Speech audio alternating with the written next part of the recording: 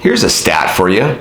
74% of all buyers have done a large amount of research before they ever pick up the phone and call you. Now, you might think, Chad, that's great. That's awesome. I don't have to teach them anything more. It's going to lead to faster decision making and clear next steps. Well, here's the real issue. A lot of times that gets us eliminated before we even start, or might lead us down the wrong path where we offer solutions that really in the end don't matter. What we need to do is understand the buyer insight.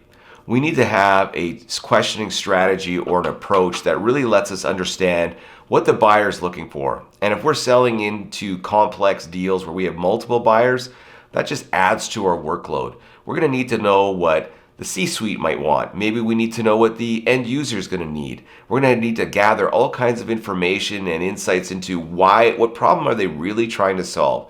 Are they even aware of that problem internally? Or maybe they're trying to solve the wrong problem. So that means we got to get into root causes, questioning strategy, and really dig deep before we offer solutions. Just because the buyer is coming to you with some predefined, this is what I want, doesn't mean that we should go there. Slow the process down, ask some better questions, and really understand the insights of the buyer.